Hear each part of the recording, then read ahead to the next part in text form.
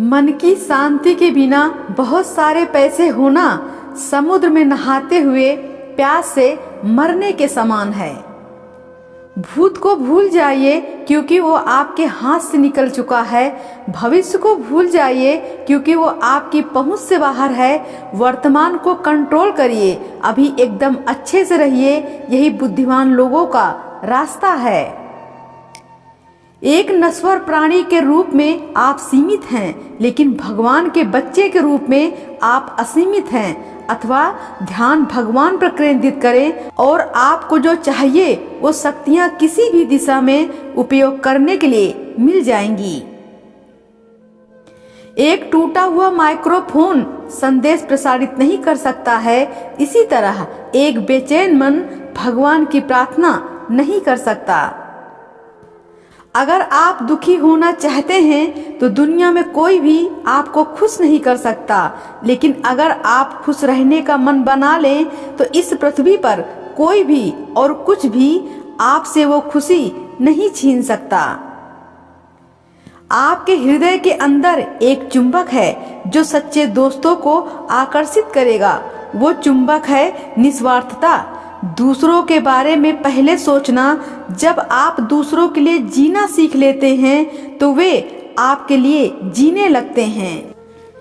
आप जितनी बार फेल होते हैं, उठिए और फिर से प्रयास करिए। जब तक आप भगवान को निराश नहीं करते और प्रयत्न करते रहते हैं, वो आपको भी कभी निराश नहीं करेंगे। परमेश्वर तक पहुंचने के लिए आपको संघर्ष करने की जरूरत नहीं है, लेकिन आपको अपने खुद के बनाए पर्दे जो आपको उससे छिपाता है को संघर्ष करके फाड़ने की जरूरत है। जितना सिंपल रह सकते हैं रहें। आप ये देखकर अचंभित हो जाएंगे कि आपकी लाइफ कितनी सरल और प्रसन्न हो सकती है। किसी से डरो नहीं, किसी से नफरत नहीं करो, सभी से प्रेम करो। भगवान के प्रेम को महसूस करो।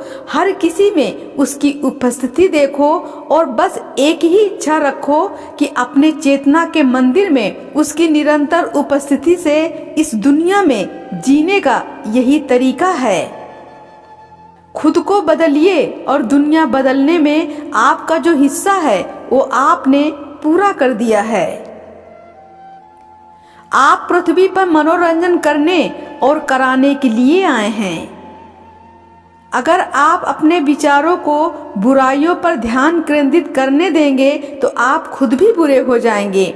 हर चीज में बस अच्छाई को देखिए ताकि आप सौंदर्य की गुणवत्ता को अपने अंदर समा सकें। केवल अपने हृदय की खुशी आत्मा को संतुष्ट नहीं कर सकती। हमें अपनी ही खुशी के लिए कोशिश करनी चाहिए कि हम उससे दूसरों की खुशी भी शामिल कर सकें। आप अपने जीवन को साधारण तरीके से मत चलाइए। कुछ ऐसा करिए जैसा किसी ने नहीं किया हो। कुछ ऐसा जो दुनिया को जगमगा दे। दिखाइए कि आपके अंदर भगवान का रचनात्मक सिद्धांत काम करता है।